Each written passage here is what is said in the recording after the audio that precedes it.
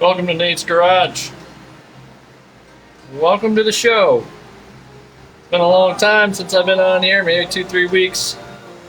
A lot to catch up and talk about today. I'm gonna wait here a couple minutes and see who shows up.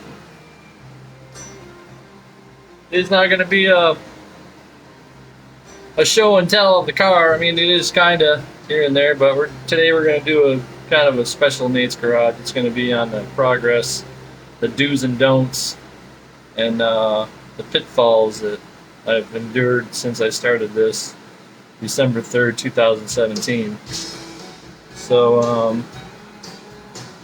this is kind of like telling you and showing you kind of what I've been going through.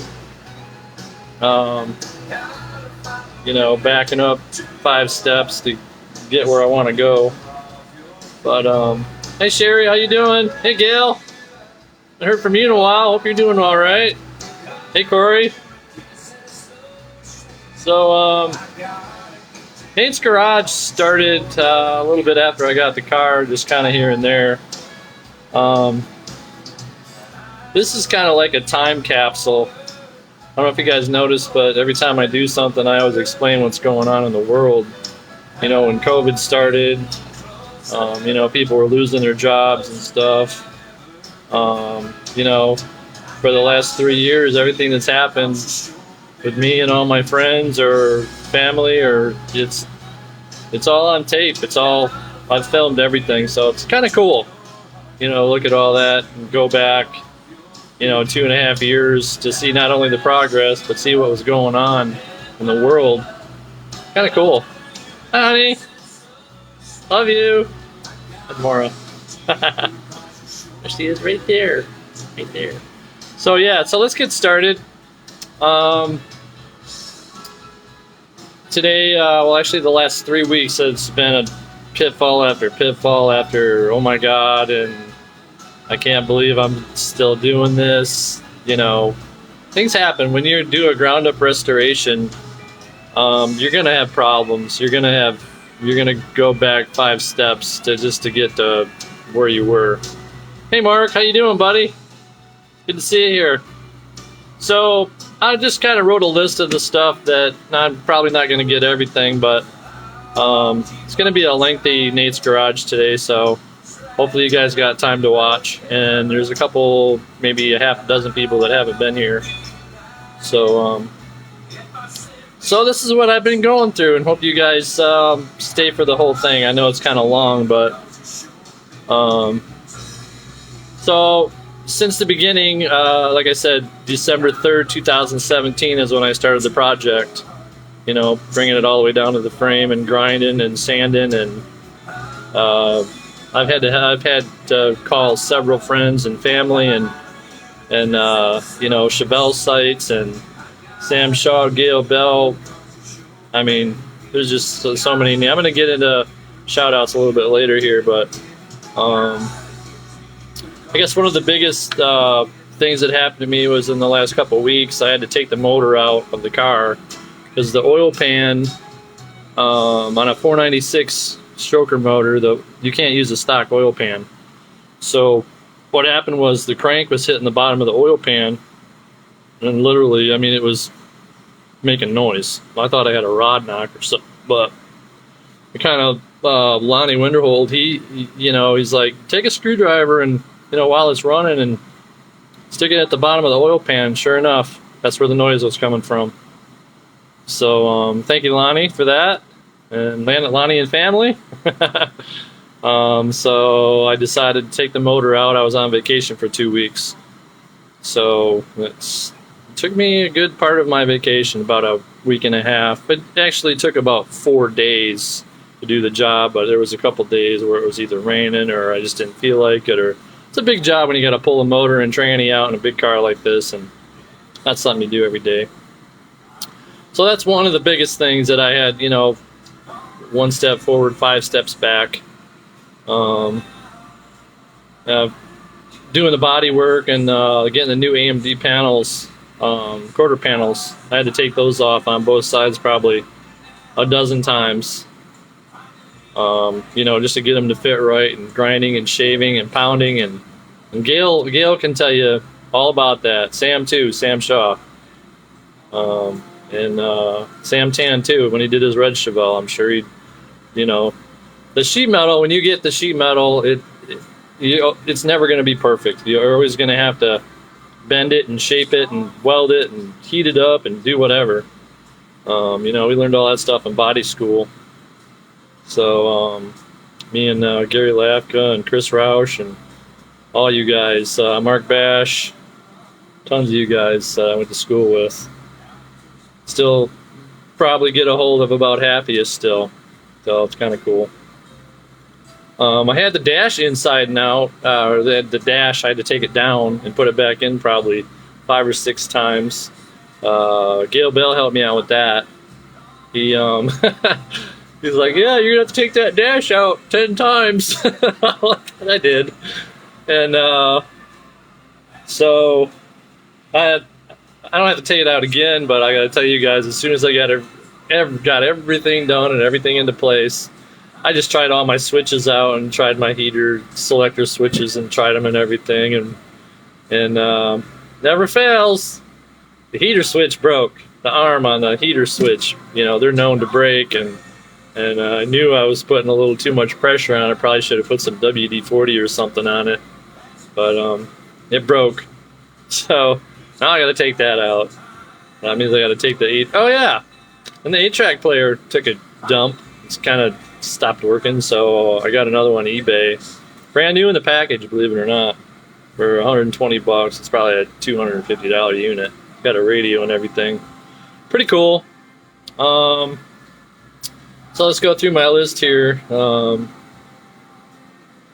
dash pad that I put on, I had to respray that about. Hey Pete, how you doing, bud? I had to respray that about 3 times. Take it in, you know, take it off about 3 times. And Pete, let's talk about Pete Sutherland, and he's helped me out a lot with motor stuff and tranny stuff, and you know, suspension and stuff like that on cars, because those guys race at Merritt Speedway all the time. So they helped me out a tremendous amount on motor stuff, and I really appreciate it. So thanks, guys. Also, yeah, it's good to shop around and get a second opinion on stuff, because I mean, everybody does stuff different. Like Gail Bell, you know, he puts his together from start to finish different. You know, I did all my drivetrain first. My friend Sam Shaw, he did all his body stuff first. So, you know, everybody does something a little different, or different ways. Hey Jack, how you doing, bud? Good to see you. So, just trying to thank all you guys as I'm going. It's kind of tough when you're looking at a list, and I guess you know, there's a lot of stuff on this car. This is one reason why I really want to have this video, because there's a lot of stuff I did on this car I've never done before. Like, I've never done rear end gears, and I told myself over and over, oh hey, maybe I should have somebody else do it, but they wanted like a ridiculous amount to do it, and I'm just like, I'm not spending the money on the parts and then going and spending another $8 or $9 or $1,000 on like ridiculous amounts down here to put rear end gears in. So I did it myself. I watched YouTube videos and researched and talked to friends, and you know, everybody's telling me, you know, you should have somebody else do it. The one really good friend of mine, Tom Bradley, he's like, don't do it, just don't do it. I'm like, but I did it, you know, and the tolerances are pretty close, and I'm proud of myself. It was something that kind of scared me, because I didn't think I could do it. So, but yeah, I did it. I got that done. I put it's Auburn Posi with Mosier axles. So hopefully that, you know, it's only got a 10 bolt in there right now, but just for the time being, you know, until I get a 12 bolt, which I'm definitely going to put that in there. The other thing is, you know, don't be afraid to ask questions, and don't be afraid to call people and ask. I know I probably bothered everybody that I could bother about this car. But you know what? You can't do it on your own. Not everybody can know everything. Like, I've never put a whole wiring harness in the car before. I've never done that either. I mean, it wasn't too bad. It's not rocket science, but you know, in my opinion, I wouldn't try to use. Hey, Lonnie, how you doing? Hopefully, you can last the whole session here. Lonnie's helped me out a whole lot. He's helping him sponsor one of his cars up north there, along with Gary Lapka and a bunch of other dirt track guys, the Sutherlands. But Lonnie, like I said, he helped me out with the motor thing when I was having trouble with that, and it's all put back in the car and running good now. She ain't making no noise, so yeah, it's a solid build. You got that right. I wouldn't, you know, back in the day when I had my yellow 72 Chevelle and my 68 Nova and my 77 Monte Carlo and all those cars, I just put them together, you know. Not quite chicken wire, but there was some Bondo in there, and there was some sheet metal and some rivets, because back then I didn't really do a lot of welding. That's all I do now. I wouldn't rivet a panel in if you paid me. But let me tell you something. As long as I had that Chevelle, that bodywork never came through until even after I sold it. And I had a deer hit me in the quarter panel, and there was a bunch of filler in there. And you know what? Didn't crack, didn't do nothing. I gotta thank my auto body teachers for that. Dina Cedarquist, thanks for showing me all them, you know, special ways of putting it on so it sticks. So yeah. Anywho, yeah, there's some other stuff I had to do. Like I was just putting the axles in, and I was kind of in a hurry. And on the passenger side, one of the brake lines got caught in between the rotor and I think the rotor and the axle or something. So I got to take that back off. It's not hurting anything. I'm not moving the car, but yeah, that happened. When I was putting the motor back in, the wiring on it, the fan wouldn't work. Then I got all the wiring back in and everything, and I thought, well, maybe I got a short. I had a short on the bottom side of where the fan wiring was, so I tore all the wiring out. I put in 10 gauge instead of whatever they had that came with the fan. It wasn't 10. Checked all my relays, checked all my fuses, everything was good. And then, still didn't work. I'm like, shit, let me go in and check out my manual switches inside the car. I go in there, I pulled the switch right out of the dash. And,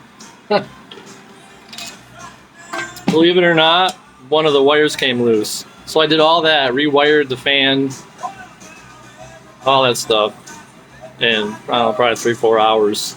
About I just looked at that switch first, but hey, you never know. When you got problems with something, you just never know. You know, so that's another thing. There's just so much going on here. It's crazy. One thing that I learned, I want to show you guys. I'm going to turn this around real quick and show you, you know, when you're buying Chevelle parts, or buying parts for a car that you're rebuilding. Let me show you what I've done here. So I got these little bins, and I wrote down what's in each bin. Oh, you can keep track of it. I mean, you probably can't read it, but that's how I keep track of all my parts. Because there's about 1 billion parts putting these things together, and when you're ordering them, you know, I mean, where do you put them all? You know, front end bolt kit. I mean, well, no, it's in that box anyway, so.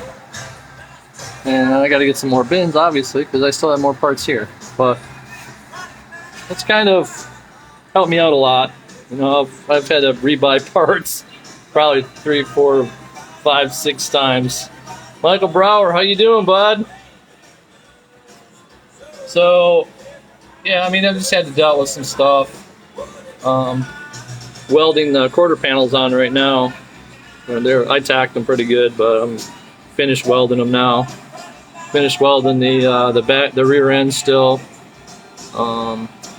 Just got my headliner in yesterday. It's a lot of different stuff. My suggestion when you guys are doing wiring on a car, I mean, if you're gonna do a restoration on it, I tried to save the under dash wiring, but the fuse box it kept shorting out. And I'm like, well, that's not good. So I went and spent, I don't know, $200 or whatever it is for a new under dash wiring harness. It came with the fuse box and everything, but it's definitely worth it, guys. I mean, when you're talking about buying stuff like that, just buy the right stuff. And American Auto Wire it's plug and play. You don't have to splice the lines or nothing. So it's definitely worth it.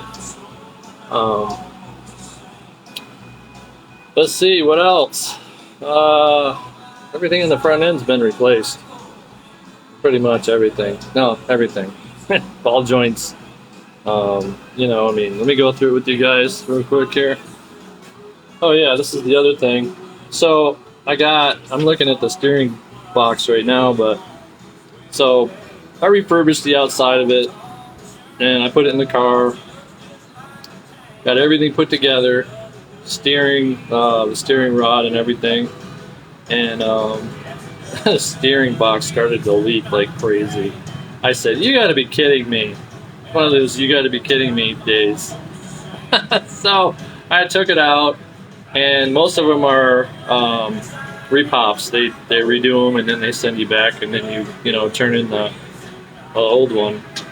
But I just went. There's this one company that sells brand new ones, and that way if they redo yours and the seals aren't right or something, they won't leak. So I'm like, you know what? I'm just gonna spend I don't know, $200-300 for a gearbox, and it'll be right. They got, I think, a 2-year warranty on it, so it's definitely worth it. Hey Mark, how you doing, buddy? So yeah, I did that. I put that in just probably 4 weeks ago or so. Just looking at my list here. Oh yeah, when you're buying parts, like switches especially, don't buy cheap switches. I put 2 or 3 light switches in this. A windshield washer switch. This is the second one already. I restored the windshield washer. What was it? The pump? I got a brand new motor for the windshield washer unit, and I put it all in, put a new gasket in, and guess what? The pump was bad, so I had to pull that back out. So yeah, that's good stuff there. That sucks. And it just, it's been an ongoing, especially in the last like 5 or 6 months. It's just been, that's all it's been. Everything I do, I just go 5 steps back and I don't go forward at all for another week or so. So, I would just say take your time when you're doing stuff like this. Everybody likes to hurry stuff through. I mean, I can see if you're, drag racing, you got to be out by a certain time, and, or you want to be on the dirt track, Friday morning or something. You really got to rush stuff. But when you're restoring a car, the shit's got to be right. I mean, if you want it to look, this is going to be a daily driver. It's not a trailer queen. I mean, I'm building it to be a trailer queen, but I'm going to drive it. I mean, there's no sense of building a car like this and have it sit in your garage, especially with all that power. So, let's see, what else do I got here on my list? Oh my gosh, there's so much stuff. Oh, yeah, so I bought all the glass for this, and from different companies, because some companies had the front and the rear windshield, there were different prices. I don't know why. They're the same damn thing, same brand and everything. But it was just the companies that they were going through, they were charging more. So like I said, you really got to do your research on parts. I mean, sometimes it would be 2 to 3, 4 weeks on just looking for the right part. I mean, that takes a long time, especially like these seats. Um, Legendary Auto Interiors, they make, in my opinion, the best material and foam and um, everything to put those seats together. But I just happened to order from a different company, and the foam didn't fit the material. So I'm like, you gotta be kidding. And there's another you gotta be kidding me moment. Another one. You know, and it's like I get everything in there and you get the foam in, and I don't know if you guys know anything about putting seats together, but it's called paper coating listing wire, and a lot of companies build it into the foam, and a lot of companies you'll tack it down in the metal seat brackets or the springs itself, and then you put the foam on top of it, and then you reach through with your hog rings, and that's how you put it together. Well, this other company I bought it from had the paper coated listing wire inside the foam. What a pain in the ass. I just tore it out. I'm like, what? Who made this junk? You know, so I would just stick with Legendary. They've been on back order for, I don't know, 8 months, you know, because of COVID. And they said it was supposed to be here, last Tuesday, and then they said Wednesday, and then they said Friday, and then they said Saturday, and then guess what? Still ain't here. But you know what? I'm going to wait for it because it's the best shit out there. It fits like a glove. Everybody I talk to is like, go with Legendary. You know, there's other companies out there like Distinctive that fits okay, but it's good stuff. But let's see what else I got on my list here. Oh yeah, I said the brake line thing already. Yeah, I guess I just want to thank Dan Gustino, yeah, up in Jupiter, Florida. A couple of my buddies. I was actually ordered parts from him in Florida here. I just wanted to give him a shout out and advertise for him a little bit. It's called Muscle Express, Jupiter, Florida, and he sells muscle car parts and pretty much hard to get parts. And every time I went there, there was always something on the counter that I wanted, and it wasn't nothing special. But every time I went there, I'm like, hey, what are you doing with that? Like, I'm going to use it, and it sat there another month, another 2 months, another 3 months, another 4 months. So I'm going to show you. It's nothing special, but anywho. Hey, Dan. Here it is. It's on the wall. The grease gun holder.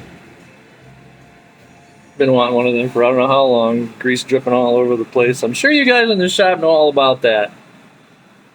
So let's see what else we got here. I'm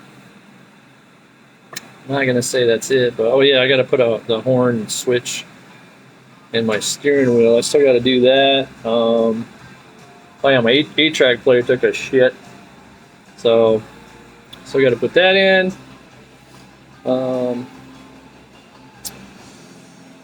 It's pretty much.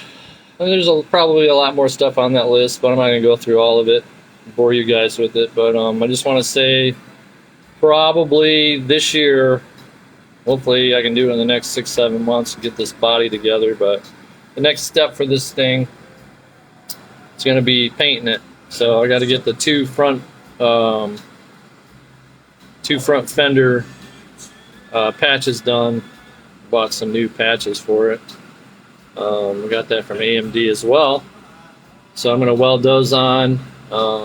It's probably going to take a good 6-7 months to get this thing straight, you know, even though I have new panels. But the fenders are original and the doors are original, so but I'm old school, and real old school, and I've learned a technique of making everything super extra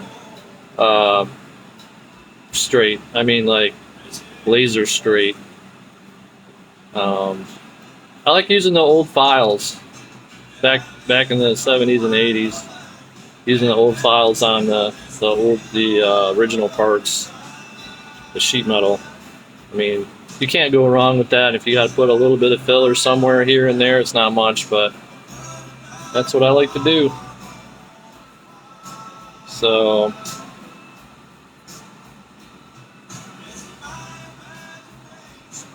I'm trying to read Gail's question here. What does that say? Here we go. Oh, did I go with Dynamat? I went with Killmat. And I'm gonna put, I'm actually gonna put 2 layers on it, on the floor. I'm not really happy with the thickness, so I'm just gonna just go right over it again. He's talking about sound deadener for inside the car. Comes in a box. So, anywho, I should probably let you guys go. I probably missed a shitload of you guys and shout outs, but mainly try to get the guys that have helped me out the most and you know, help me out with this, you know, just things that I couldn't figure out. And I want to keep telling you guys thanks, because I'm sure there's going to be another day I'll be calling you again. So don't hang up on me. Alright, well, I'll let you guys go. And I'll try to do another one next Sunday and let you know what's going on. I've done a lot of welding and a lot of thinking too. About, you know, I've got a list of things that I do on the car. Actually, let me show you. You guys are probably interested. Check this out. This is how I keep track of everything. I still have, oh, here it is right here. My wife's like, oh my god, the list. So let me turn this around. This is the list of stuff I gotta do on the car.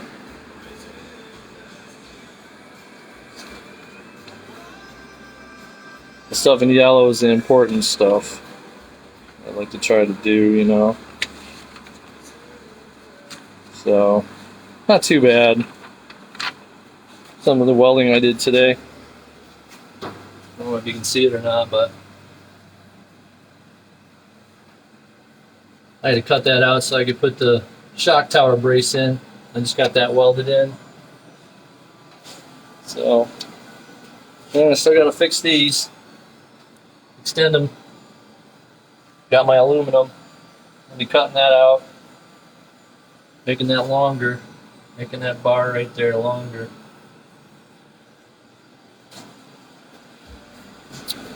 That's about it. Love you guys. Miss you guys. And hope to see you guys next year. It's already planned. We're going there next year. Probably June-ish. Where I can, you know, spend some time with my friends and stuff. Maybe at the races, or you know, spend some valuable time with my parents and my sister, and enjoy the cooler weather up there. So I'll let you guys go. It's been a long one, but just want everybody to know, you know, that's what you're going to deal with when you're restoring a car. It's nothing, you know, it's not rainbows and unicorns, that's for damn sure. But anywho, let you guys go, and we will see you next Sunday. So, talk to you later. Peace. Later.